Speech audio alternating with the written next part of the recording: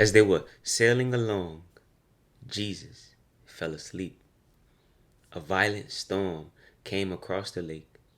The boat was taking on water, and they were in danger. They went to him, woke him up, and said, "Master, Master, we're going to die." Then he got up and ordered the wind and the waves to stop. The wind stopped, and the sea became calm. He asked them, "Where is your faith?"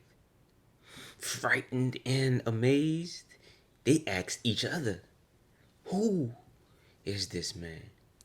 He gives orders to the wind and the water, and they obey him."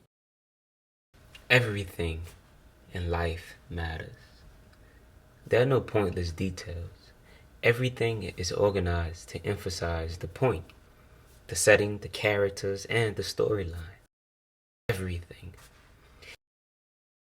In fact, everything we know and experience in life is understood through our faith. For the Christian, faith is like our eyes. Through faith, we recognize and make sense of the world around us. In a world of change, in which all is shallow, ephemeral, and full of pain, faith is that which stabilizes us. It is through faith that we see what He wants us to see.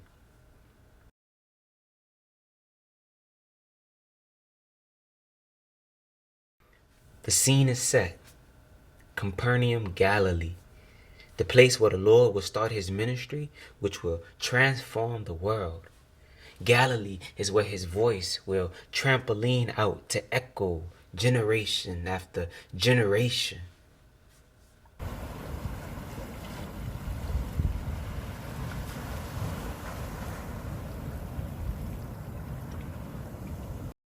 For it is written, the time of darkness and despair will not go on forever. There will be a time in the future when Galilee of the Gentiles, which lies along the road that runs between the Jordan and the sea, will be filled with glory. The people who walk in darkness will see a great light. For those who live in a land of deep darkness, a light will shine. And that light is the same light by which we see. For it is written.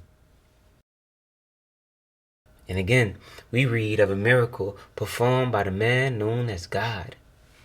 Here we read of a moment in history where He reminds us forgetful humans that He possesses a power which allows Him to subdue an element which is beyond the reach of any other man.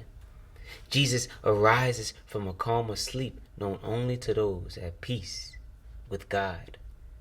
For it is written,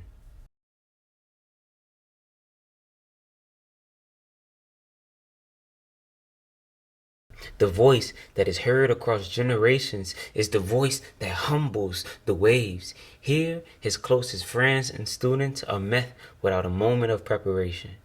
It is moments like this which test a man, what spirit he is of. For it is trials which reveal the source of your strength. It is trials which is the food our faith lives upon in days of distress. The same man whose words penetrated nature's pride is the same man who turns and looks and asks a question which penetrates the heart. You can feel the urgency and sobriety in his voice. He asks, where is your faith? Is it absent when it should be present?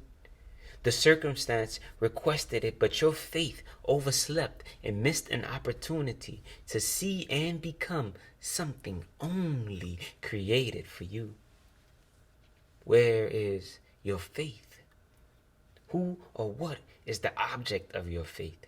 Has your faith crumbled and you realize the object of your faith was as helpless as cotton is to prevent fire?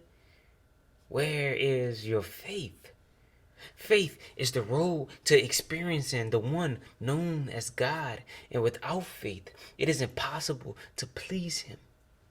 If those questions bully you, here's an easier question to answer. I hope This question sinks into your heart and itches you uncontrollably until your faith decides to scratch.